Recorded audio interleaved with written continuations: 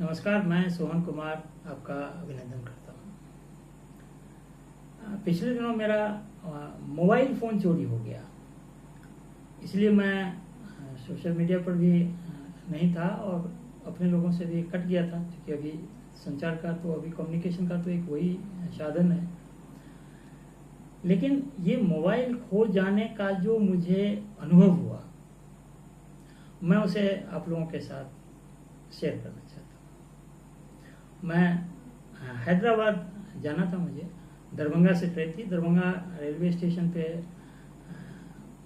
मैं जब उतरा तो फिर लीची खरीदने के लिए एक लीची के दुकान पे गया, लीची खरीदा और उसी दरमियान मेरे जेब से किसी ने मोबाइल निकाल लिया।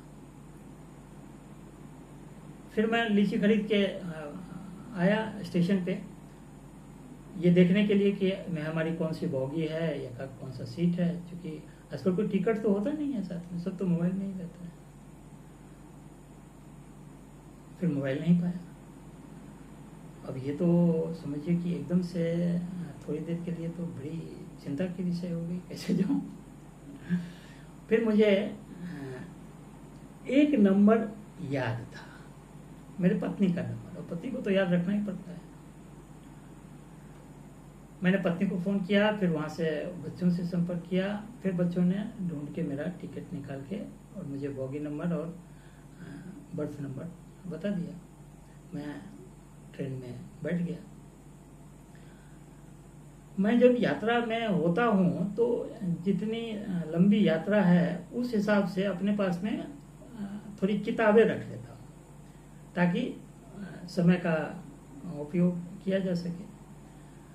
तो मुझे दरभंगा से हैदराबाद 36 घंटे का रास्ता जाने का था, फिर वापस भी आना था एक हफ्ते के बाद, 36 घंटा वो भी था। तो 72 घंटे में जितना मैं पढ़ सकता था उस हिसाब की मोटी किताब मैं ले लिया था पढ़ने के लिए। अब जब मैं ट्रेन में बैठा तो मोबाइल तो था नहीं, तो फिर मैंने किताब पढ़ना शुरू किया।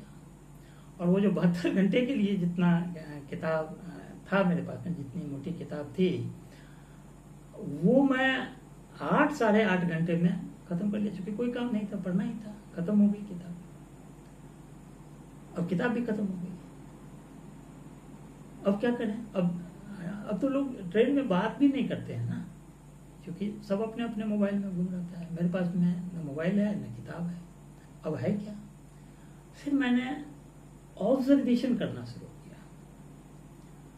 जैसे कि मैं तो जैसे एकांत में रह के या शनिवार को मौन में रह करके ध्यान करता हूँ, अपने सांसों पे ध्यान करता हूँ, ध्यान देता हूँ, अपने विचारों पे ध्यान देता हूँ।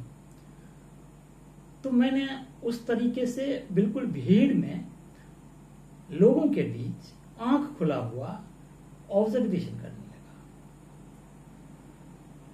और मैं दंग रह गया कि ध्यान सिर्फ एकांत में बैठ के नहीं, बल्कि बिल्कुल भीड़ में भी आप ध्यानस्थ हो सकते हैं। आप खुद को ऑब्जर्व कर सकते हैं, अपने सांसों को ऑब्जर्व कर सकते हैं, अपने विचारों को ऑब्जर्व कर सकते हैं, अपने वातावरण को अनुभव कर सकते हैं और नेचर से बिल्कुल कनेक्ट हो सकते हैं।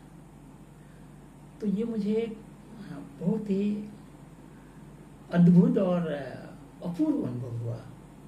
और ये अनुभव होने के बाद मेरा जो मोबाइल खो जाने का थोड़ा दुख था, या जो परेशानी थी, वो बिल्कुल छोटी लगने लगी।